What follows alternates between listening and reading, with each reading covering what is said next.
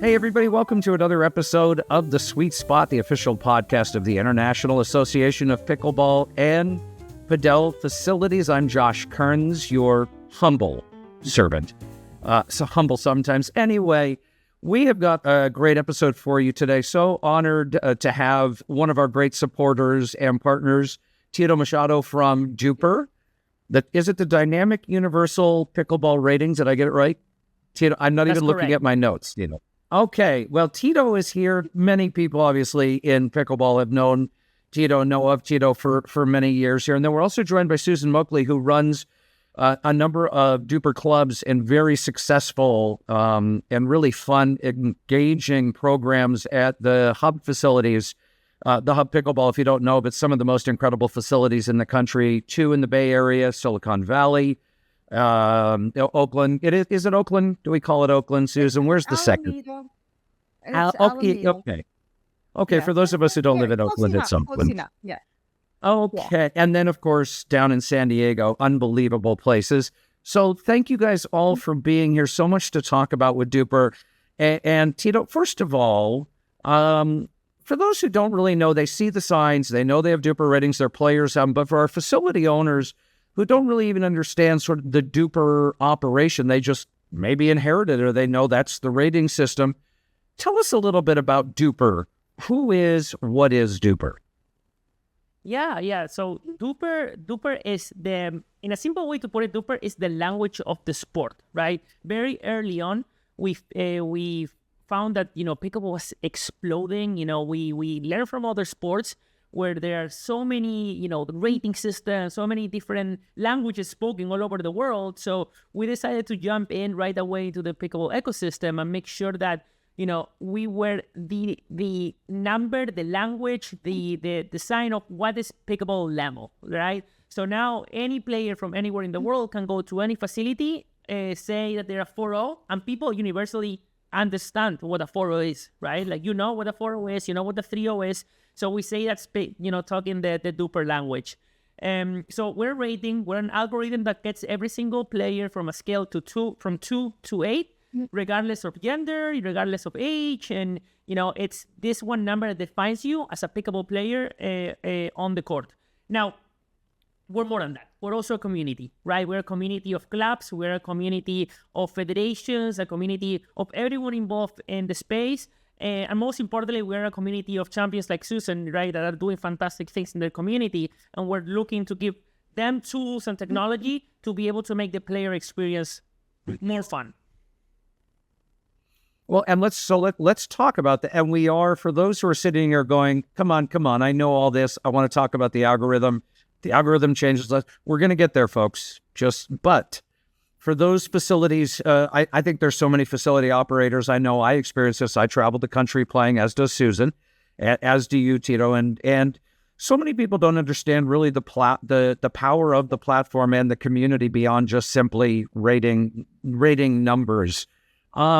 You mentioned, and then I want to go to Susan, that you are creating these tools for community. In your mind, what does that look like? What does that actually mean for clubs that maybe haven't even scratched the surface? Yeah. Listen, I'm going to go back a little bit and I want to explain a little bit my experience and why I think this is so important. Like, people might see me around and see me as CEO of DUPR and think that I'm some kind of techie and some kind of I'm a facility director. That's what my career. I used to run programs. I used to do coaching. This is what I did for a living. The reason I was able to get into the tech world is because when I was running facilities, I was implementing a rating system in tennis. So I got recruited because, everything that I was doing in my facility was kind of an example to be taken to other facilities across the country and the world. So, for people who are facility operators, that's what I am. I realized when I was looking at ratings that, first, we need to make sure we're giving the best experience possible when we're running a facility, right? I'm sure every single facility operator has problems like, hey, people wanting to play on the 4-0 clinic, but they're 3-5, people complaining, I want to play on the Thursday group, but maybe they don't fit level, right? We're looking at a new sport that is exploding, that has a massive community concept around it, right? Now we need to make sure that people are not only finding community, but finding a meaningful playing opportunities, right? Finding other people that to have fun experiences, right? When this sport started, I think what got me hooked is that I could go to a park at 5 p.m. after work and meet people and play, right? That was fantastic. That's the ethos, right? People from all ages, all levels playing together. Let's be real, that doesn't work anymore. We've gotten a little more picky. If the wrong people are at the park at 5 p.m., we get a little upset and we don't want to play on that park anymore at 5 p.m. What that makes like people getting into smaller groups and smaller groups and smaller groups, right? And that's not the ethos of our sport. Now, we can keep the community aspect if we organize the community using level, because now we can find people of all ages, all backgrounds, playing under the same roof, but using the same language to have a fun experience. So as a facility operator, right, you're not only selling time and space. I think there's a big misconception. The whole I have a court, people will rent it and pay for it. People want to go to your club to have a great time, have a great pickleball experience, and leave work for a couple hours. So that's why DUPR is so important to be integrated in a club. Well, and Susan, so one of the things I'm involved with 2 facilities in the Seattle area, and Susan and I met at an event about a year ago, and we started talking about, what can you do? Obviously, you're a facility operator. To your point, you want to fill your courts. You want your players to be engaged and have a good time. And Susan, you told me about all the incredible things you've been doing down at the hub and how you have built community and this engagement. And then on top of that, players participating more at a variety of levels, not just tournaments, which I think a lot of people think DUPR is just for tournaments, which we know is not the case. Tell us a little bit about you, what you do, and some of the things you've been cooking up down there. So first of all, thanks, Josh. I am the events program director at the hub in Silicon Valley. So we do have locations in San Diego, Alameda, now in Jacksonville, and soon to be Maui. I'm mainly involved in the Silicon Valley location. Although I am we're trying to kick off and successfully we're kicking off DUPR events in Alameda and San Diego, and Jacksonville is also up and running. But we're all kind of independent, but we all talk amongst each other, share information, and so I started the program in December of 23. And it was just this idea of, I was traveling an hour and a half to go play some DUPR games. And so there were DUPR games nearby, but because of the way, and my background, I was a biochemist by training. So I have this mathematical brain that just, it didn't make sense where you would lump 3 O's with 4 O's and throw them all together in a pot and play. It just didn't work. So I would drive an hour and a half to go play games where you had small increments. And I was thinking, well, if we could do something locally here and not have, and I'm sure there's other people like me on the boat. So just on a whim, I threw it out there with the a facility manager that, hey, can I run this a long ladder of like 10 courts?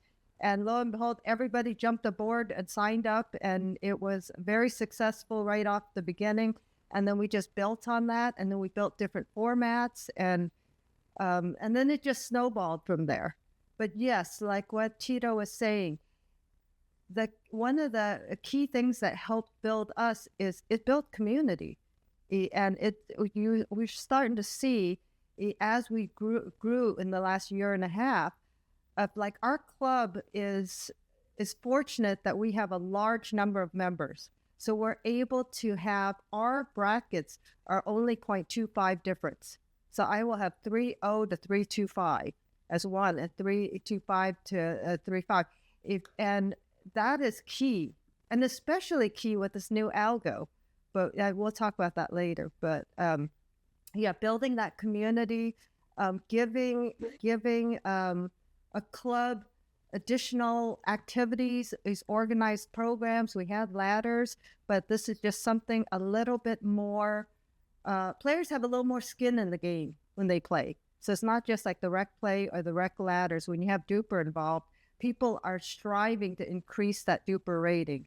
So I think that really helped. Well, obviously. Tito, when it comes to the kind of different things that you see, and I want to ask you this about Susan, I was hoping for a little more granularity about the kind of programs you're doing that would actually, give us a little more insight. But what do you see, Tito, in terms of the way beyond tournaments, people, different clubs, different facilities utilize DUPR beyond just simply a tournament? Yeah, I mean, a lot of people don't know this, but actually way more than half of our data comes from clubs directly. And then when I say data, I mean matches, games. Like people assume it all comes from APIs, from tournaments. Of course, we have massive partnerships in that regard, but it's all from clubs. So, a lot of club play, open plays are coming into DUPR. We see groups being divided by DUPR. So now, what open play by level is one of the common things. We actually see memberships being sold by DUPR. We have a club right now that I actually saw this today, which they have a special discount on your membership if you have a certain reliability on your rating. So that guarantees that you have a better experience. So honestly, this is one of the coolest thing. And I was telling the team today in a meeting, is like we're so ingrained in some of the DNA of the clubs that we have DUPR coaches who are giving rating to players to start with. Then we have groups assigned by DUPR. We have open plays assigned by DUPR. We have DUPR nights a couple of times a week. We have open play on Sundays by DUPR. So it really depends on the facility. But we have some facilities that everything they do, they have some kind of DUPR relationship with, or some kind of relationship with DUPR. Others are more competitive, others just like, hey, have my Tuesday and Thursdays open plays. Those are the ones that are going to be on DUPR. The other ones are not going to come in. So the one thing I've seen a lot is that clubs who adopted DUPR from the beginning, while before opening, those are the clubs that I truly see as involved in all of their operations completely, because they were able to install that culture. It's fair. The coaches are not the mean person anymore telling players to go up and down groups. So we take that burden away, and they've been able to get this at the club level. Some other facilities who didn't get it from the beginning, right? It takes time. You start with those DUPR nights, you start getting people hooked, and it's kind of a snowball process to run a better operation. But we published a 3.5 paper a couple of months ago discussing the importance of the 3.5 level. And I am a true believer that this is a fact, is that we see people that are reaching a certain level or playing as, and getting a reliable DUPR rating, spending more time on the court. They're spending more money on lessons. They're buying better paddles, better shoes. So we're kind of like the GDP of the sport. We're kind of feeding everything else through getting people hooked into this gamifiable system, if that makes sense. Yeah, absolutely. So Susan, talk a little bit more about some of the programs that you are running for those facilities that maybe aren't familiar. I mean, I've run ladder leagues. I've run, round robins. Yeah. My wife plays 3 times a week, and it's 3-2-5 and under. And she loves DUPR, just as an aside, because she may never play in a tournament, but she loves, to Tito's point, that it is leveled. So now not going to the park and having to play with somebody who's either going to kick her ass or be way below. But more than that, it is that she feels like by having that it's really aggregated or brought together a community of like players that really has increased the enjoyment of the experience, because there isn't the randomness. And that, to me, as you then create King of the Court or Queen's Court, they call it, ladder leagues, that those kind of programs are huge bonuses, not only for players, but for clubs, to Tito's point about engagement, more participation, and then ultimately lessons, paddles, etc. Yeah. So, and I apologize. I sometimes will go on a tangent. So I'll just try to stay with your question. You're fine. I didn't. One of the beauties is I have ADHD, and it is my superpower. So some of the programs we run, so as I mentioned before, we started out just with a ladder, one up, one down. So you play 3 rounds with every partner rotating. The higher one goes up, the lower one goes down. Then it created a hybrid of that where you only have 8 players, 2 courts. And within that 0.25, you have some that are higher in 1 court, and they'll just be switching amongst the 2 courts. So I just call that the round robin, where 2 players, the highest 2 will stay on the court, the lower will move down to the lower court, and then you just swap 2 players for each. So that's one format. Then I do this crazy 8 format, where you're partnering a high-level player with a low-level player, 8 players. There's seeded from highest to lowest. The highest and the lowest will partner and play against the 2nd and the 7th seed. So in theory, both sides of the net are equally balanced in DUPR ratings. And then you battle it out to try to stay on that winner's court. And so that's one format. And then we branched off into doing what I call a seasonal tournament series. So instead of one big tournament with, say, 4 different divisions, and so I found that when I play tournaments, if I'm in that, say, 3-5, I only see the people in these 3 courts or 4 courts. I don't see the people in the 4 O's or the 2 5s. So I was figuring, well, since we can't use all 20 courts, I broke it down to using, say, 8 courts and just have 1 division, 1 day. And within the season, I would have compiled a large-scale tournament. So that became a slightly different intensity than just the DUPR games and the DUPR ladders. Then recently, we branched out from that into Moneyball, and that has been really successful for the club because I struggled to get my high-level players to play in the DUPRs. So my sweet spot has been about 3-0, 3-5. I have endless number of players there. A long waiting list every time we put events out. So we usually do about 6 courts. And on Wednesdays, tonight, we have a double, and it's weekly. We have double sessions, so we'll have 4 hours of games. So with the Moneyball, when I threw money into it, the 4 O's showed up. So that's a way to try to get the whole spectrum of the 2 O's to the 5 O's. So then the most recent thing that I'm trying to roll out this Friday, and it looks like it'll be a go, is the Friday Night Fives. It's a 5-0 and higher. And that's a tricky group to try to get because they're so protective of their DUPR rating.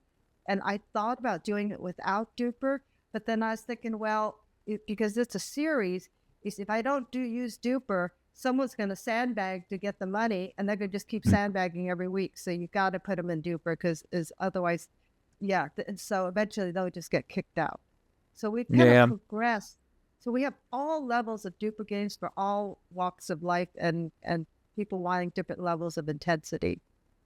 All right. So Tito, Susan, this is the perfect place to segue. Protecting the DUPR. I think, just as an aside, and I'm a former competitive golfer, I was very attached to my handicap. There's a lot of ego tied to it and stuff. Before we talk in the specific, do you think people get too attached to this number as a self-identify?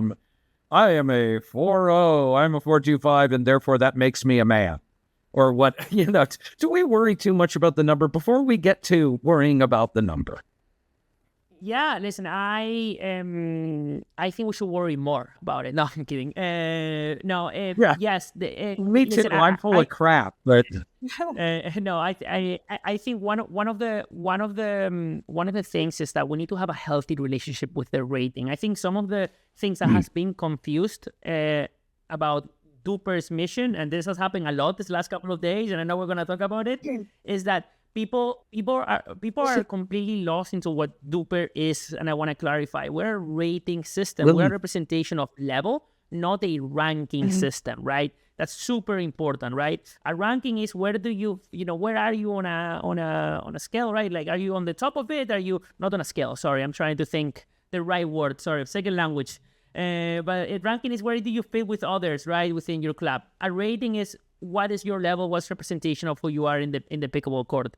Now, the main reason DUPR is out there is to have fun and exciting games. DUPR is not something to protect. DUPR is something to feed. You want to get as many games as possible because games our games are going to make us more accurate, right? When you get that 5-0 and then you don't want to play any more games, that's not the healthy relationship that we should have. That's actually making the experience worse for everyone else. So this is kind of like a code for that we need to change in the community, a cultural shift that we need to look at this. This is something to make pickleball more fun and accessible for everyone, right? So instead of protecting it, we need to push people to avoid those behaviors. Don't be so toxic about your rating. Have fun. We're all out. Of course, I get some people who are trying to go pro, and this is super important to them. But for me, right, that I play with my friends and I go and play at the park and I go and play at the club, this is not some kind of like, I am better than you, I shouldn't talk to you anymore.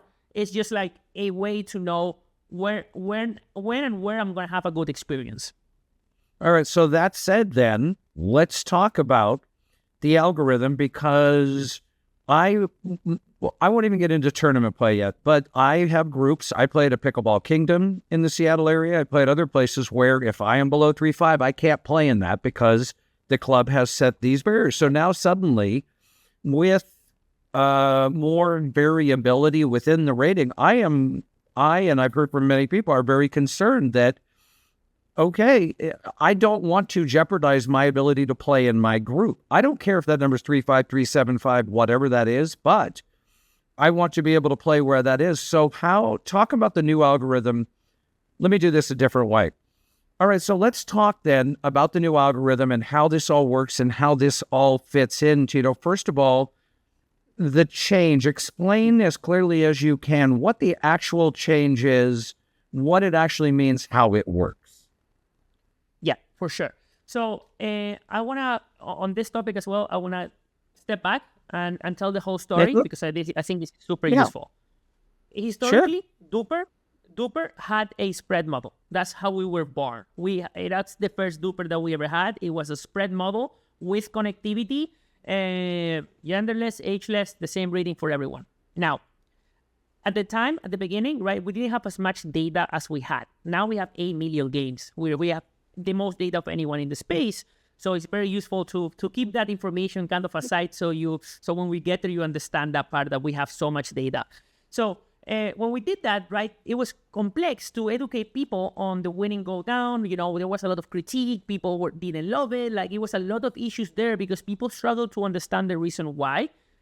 While in other sports, in other racket sports like squash, tennis, badminton, every single racket sports out there uses a spread model. That's very important for people to know. We are not reinventing the wheel. We didn't make this up and just came out and said we just want to do this to annoy you all. No, we have 2 very smart data scientists, by the way, PhD in mathematics, one of them. The other one was the former VP of electric engineer for Goldman Sachs, one of the biggest institutions in the world when it comes to finance.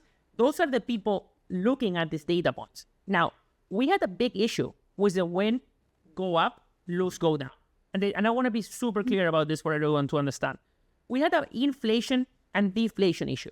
And this was massive, more than people want to agree. So people were playing and selecting certain groups to be able to get easy wins because the pass rating was gamifiable in a way, right? It was very gamifiable because if I was winning constantly, I was going up. So let me give you an example. If I'm a 4-0 playing only against 3-5 and only putting those matches in, I'm going to keep going up all the way into a 4-5 with our pass algo. It's going to go all the way up. Now, is that a true representation of your level? Is that telling us a true story? No. We have a lot of those cases. We have a high amount of players that are inflated, not what they're supposed to be, because those situations have happened in different micro groups. Okay? So now with spread, what we're doing is we're saying, hey, we're going to take way more data points. We're going to tell the whole story of what happened in that game. Now, we're able to look at who you play with, what was the score, who were you playing with. We're able to look at an expectation, and from that expectation, make some movement. Now, this is the other big thing, which I've been looking at the kitchen, at Facebook, at Instagram. I've been answering everyone. I've been a keyboard warrior the last couple of days. Is that one game is not that big of a deal. Everything is going to average itself out. The changes are not going to be crazy. Actually, yes, there's going to be a subgroup of people who are inflated that might see the rating go down a little bit, but that's because they weren't accurately rated at the beginning. So it has to happen. Yeah. They weren't the level they thought they were. I know I'm going to upset some people up. I get it. But for the sake of the community, do we want to keep those people wrongly rated? Or do we want to get them to the right place so we can return to a better experience, right? That's the reason we did it, because we kept seeing this polarizing situation with the ratings where people were going higher than they're supposed to, lower than they're supposed to. And now if we kept going forward, it's just going to get worse and worse and worse. Another example, I know people really, catch these things on with examples. We have a couple of subgroups, right? Like, for example, you are from a small town in Pennsylvania. I went to college in Pennsylvania. You're from a small town in Pennsylvania. You're playing with the same people all the time. You're dominating. Old algorithm, you will go up, up, up, up, up. Now go to Florida, and then people will say, well, a Pennsylvania 5-0 is not the same as a Florida 5-0 or a 4-0. How many times do we hear that? That's exactly because of those situations that we had those groups playing with each other and not being able to understand the level and level itself out. So that's the reason we decided, hey, we need to do this now before it's too late. We need to make sure that, we look at accuracy, not at making everyone happy. Our mission as a company is the most accurate rating in the world. So to be able to do that, we need to go into a spread model. By the way, this is, our data scientists were top, plus every other data scientist that from top companies in the racket sports industry has done exactly the same. I'm not a data scientist, but I'm listening to the people who know about this. Susan, somebody who lives this, as you and I both do, and plays in this all the time, what kind of reaction have you gotten in the first week with all of the players you interact with, the club you run, and what are your thoughts on on this transition here, this change? I'm on the boat with Tito. My phone, my keyboard has been blowing up. I am up at all sorts of hours in the morning answering people's questions, and I personally feel like it is a wonderful. And that's when I'm sending out messages. It is a great improvement. It's a algo improvement, and it is now a rating system, not a reward system. Before, when you win, and so the challenge I have is. So when I started with playing DUPR, this was the algo. You had every point counted, so it's nothing new. I played for a year with this. It's nothing new. Well, so just trying to explain to someone the concept for the people that have just come in, and with the reward system, where if you win regardless, you're going up. That's that worked, but it like Tito said, it doesn't work. So. A lot of my players, especially the 4-0 players, cannot get past the concept if they win, they lose points. And I'm trying to emphasize right now the key for DUPR club owners is they've got to shrink that the spread in their brackets, because if you have it under 0.4, you're not going to get hurt. If your players play like they should play. If they win, they should not go down. And when you go down, it's 0.003, because that happened last week. Correct. You went down 0.003. Correct. That's negligible. That is not going down. So, and then the beauty is when you're rotating partners, when you got that underrated player that caused you that you played against that caused you to go down, now that person, when they had partnered with that player, they went up 0.026. So they lost 0.003, but they gained 0.026. But they can't get that concept. And so when you have bigger spreads, it's the example, like if a 4-0 player plays a 2-5 and that 4-0 player beats them 11-9, You should go down. Did you really play like a 4-0? You know, you should have beat them down. And to play them to 11-9. So anyways, a lot of people today, tonight I have a DUPR event and all my 4-0s dropped off. But then I have a big pool of people. So I solicited out there. So it's a select group. It's a select group that is just worried. They're great people. They're great players. They're just worried because, and I get it. I watched them crawl from 3-0 now up to 4-1. And they don't understand. They're not going to get hurt. They're not going to get hurt by this because my spread is 3-9 to 4-2. There's no scenario in that small bracket where you will lose points by winning. It's just not going to happen. So it's just getting the message to your out there. point. Yeah, no, Susan, to your point, it averages itself out. It really will. Like I've seen some posts on the kitchen today, someone that won and went down 0.003. This was a big thing on the kitchen today on the forum.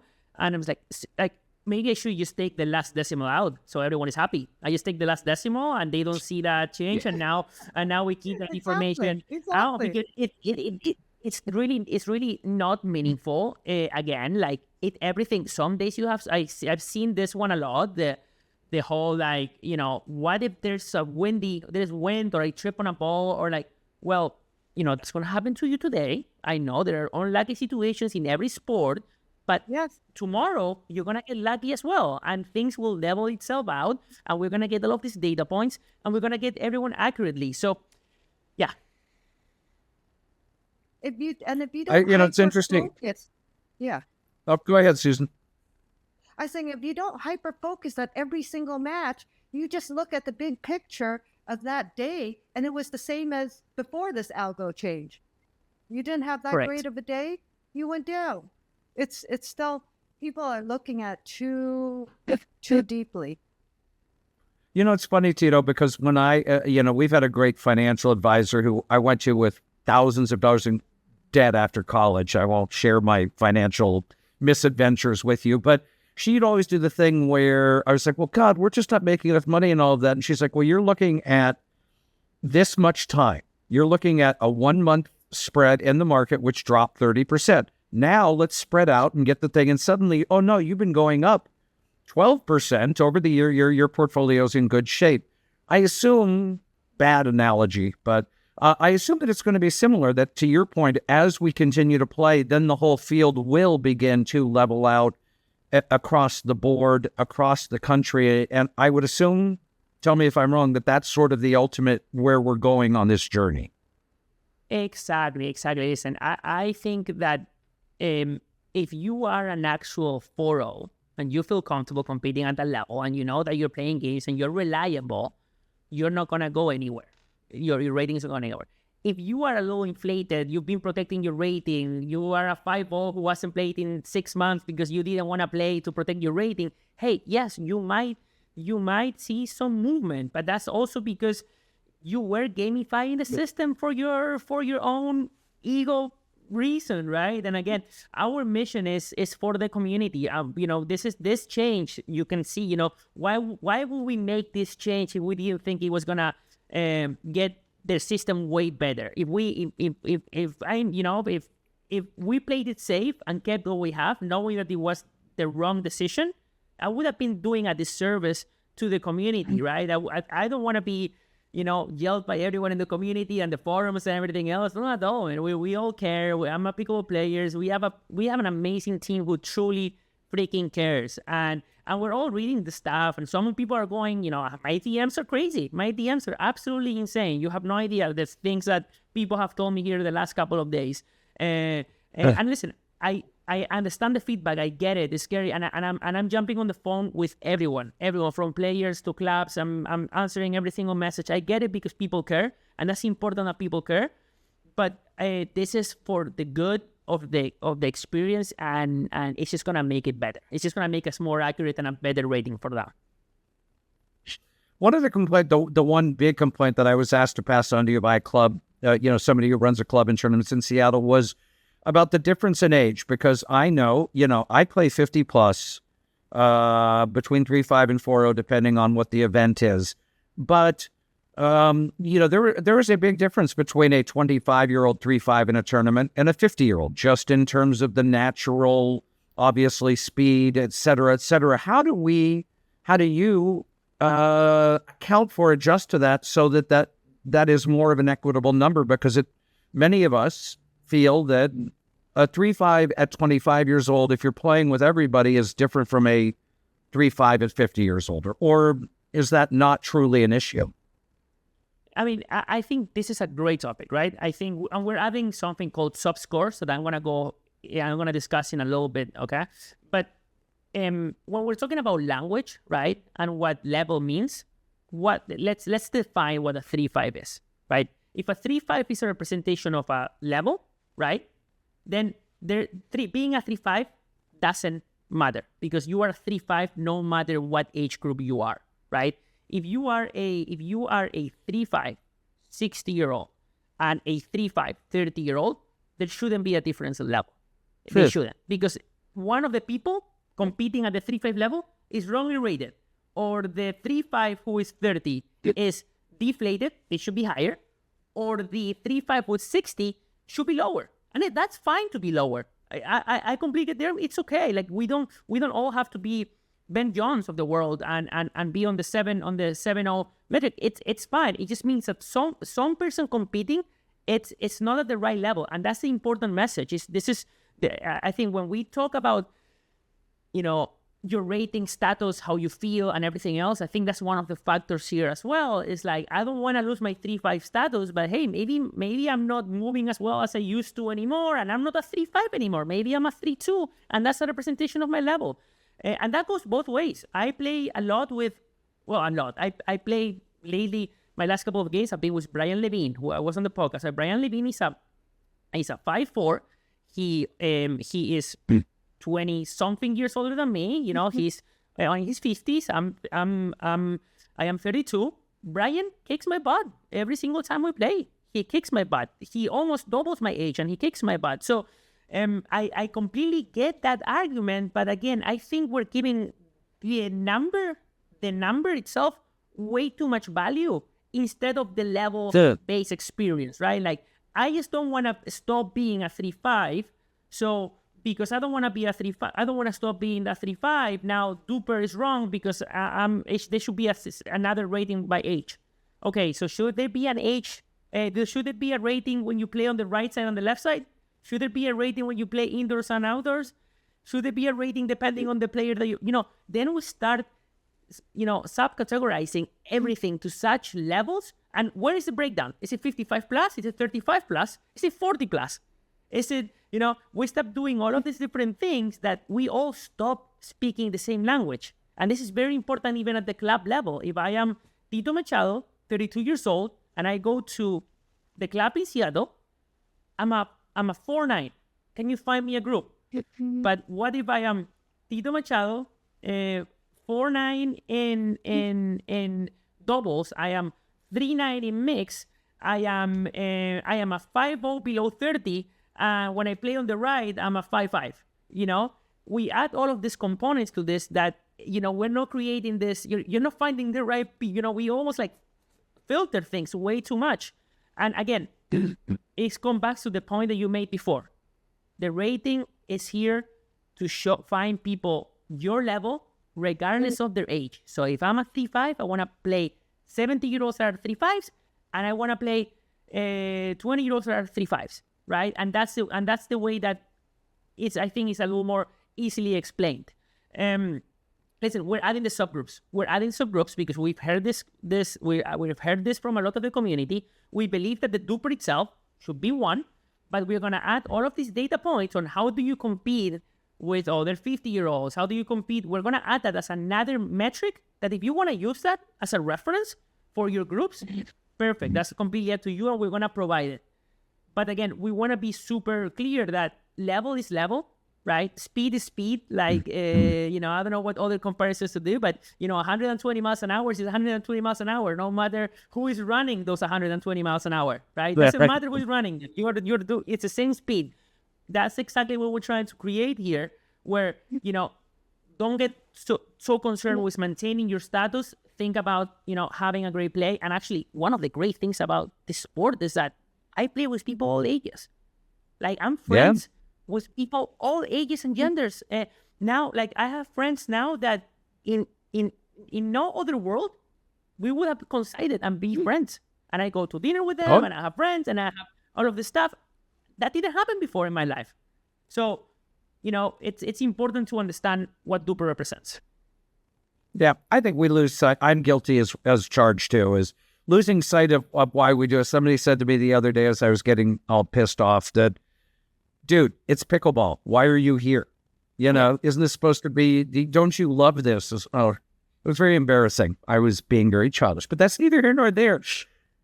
Susan, your advice then to all of the, whether it's the pro, the owner of the facility, the volunteer DUPR club coordinator, in navigating this transition, communicating, since you've been under, as you said, getting all the phone calls like Tito has, what advice do you have for those who are overseeing this in their organization to navigate this change? I would say that the strongest tool is education. To try to educate the group so that they understand that, do they truly understand that this is a rating system, not to be rewarded, and also giving examples. It's been useful for me to, my example of the 2-5 versus the 4-0 was an exaggeration. We're never going to see that in the club play. But another recommendation for clubs is, if possible, try to get your grouping smaller, because I found that seems to be the sweet spot. At anything 0.4 and under spread, there's almost no way you're going to win and lose points. So try to just the communication, and try to myth bust about that, because I'm seeing on Instagram people saying, hey, if I'm a 4-3 and I play a 4-0 and win, I'm going to lose all these points. Kind of like just taking a breath. And I think that, like, for me, I'm getting all these messages. It's so easy for me to just, one guy I talked with yesterday explained it. He walked away understanding it. Today, he came back and it's the same thing, saying the same problem. And I felt like saying, what happened? Did you trip and hit your head? What happened? But I just took a breath and I just went back as if the conversation didn't happen yesterday and re-explained. So patience with your players. And then I think if you get a couple of them to understand, they'll spread the word. Hey, Tito. Susan, and yeah, go ahead. Oh, sorry. No, I just was going to say one thing. I think Susan made a fantastic point. Honestly, I haven't had a single person that I've been able to be on the phone with and explain the reasoning why, logically, and kind of understand the situation that we're confronting with the inflation and why we're doing this. I've had a lot of people who went into the call, like, they hated my guts. And they left the call like, whoa, like, okay, I get it. I get it. You might agree more or not, but they're like, it's logical and we know what you're doing it. And that's exactly the work that we need to do. And that's the work we need to do with the champions like Susan, who are running the programmings, and make sure we're giving them materials and make sure that we're being transparent and make sure that we're out there. And I'm reposting and sharing information every second of the day right now. Because it's absolutely critical that we educate people, we hear the feedback, we understand, listen as well. It's super important to get a lot of feedback from the players. But also, make them understand that we're not here to punish them or anything like that. Actually, this is a good thing. Yeah. Are there, specifically your team, Emma, and your marketing team, we put together some great materials. I know on the DUPR website, on the DUPR blog, there was a great explainer. What kind of resources, where can club champions like Susan go to actually get whether it's, white papers, handouts, social things to share. Where do you recommend those people go to get this information to share with their players? Because obviously not everybody is following you on Instagram. I know your rehab, because I follow you on Instagram, is going very well and you're looking very stubbly, but not everybody is following your Instagram. That's a total aside. You are a sexy dude. Now we have a club resources page that we share with all of the organizers. I think honestly, Josh, we should share that with you so you can share it with all of the facilities that are part of the program. We have our Instagram, our Facebook, we have, and then all of the facilities have an account manager. I would recommend that they would reach out to their account manager this week, talk to them, have them explain. I've done a bunch of webinars, for example, as well for clubs. I'm like, listen, a lot of the people around me are telling me that I'm crazy for doing this and we shouldn't be doing this. I think the most efficient way is to talk, right? And get out there and put ourselves out there. I've told my team is hating me for pushing them to do this, but we are out there now. We're going to be accessible. Call us, text us. We'll share this club resources page that we have, everything else, and use us as a resource. And honestly, clubs, if you need me to jump on a quick webinar with your 4Os, I don't want to come on your Thursday program, I'll jump on a quick Zoom. I'll talk to them. I'll address all of their concerns. If they want to yell at me a little bit, I allow it. It's fine. They can yell at me. But we're here to help. Cool. All right. So, Tito, Susan, looking ahead 3 months, 6 months, a year from now, where do we land here? Do you think it's are things much better once we get over this initial transition here? Yeah, I believe this is just gonna eliminate a lot of the issues that are happening. There are actually a couple other things that we should add to this algorithm. I'm a little scared to do it now. I'm not gonna lie, but we have concepts and additions and evolutions that are ready to go. One of them is decay. I personally think we should include decay very soon. Okay. Decay meaning that after a certain time matches start to drop off. So people are incentivized to keep playing and keep adding more data. So we know who you are today, not a year ago. It's nice that you were a 5-0 a year ago, but who are you today? I'm going to be a little careful with those changes. I actually expected to make this spread change, and I thought that everyone was going to be like, all right, great, DUPR, let's go. It didn't go like that, so we'll be a little more careful. But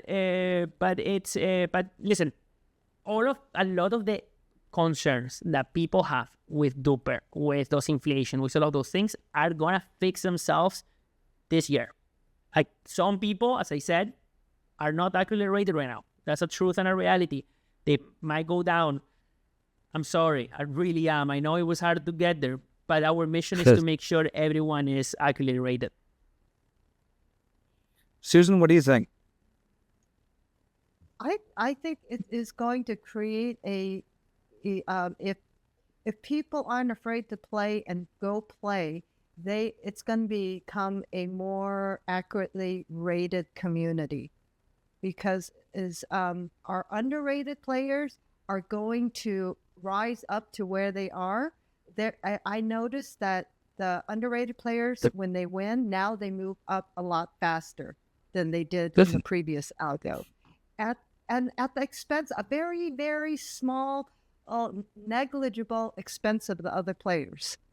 So I think that it will balance off. And yes, like Tito said, if you gained your rating, then I think that it will bring you down. But then you're playing to get an accurate rating. You're not trying to wear a fancy coat. So. But we are. See, therein lies, that's what I started this whole thing with, is my ego is tied to this number that we have set that is so arbitrary. It's not based on, so I love, Tito, the fact that you're like, hey, it's just this freaking number. Get over it, Josh. Yeah. There it is. Boom. Yes. Mission accomplished. I got to ask, is Ben Johns, ALW, are they the two highest DUPR-rated players in the game? Yes. Ben is the highest rated player.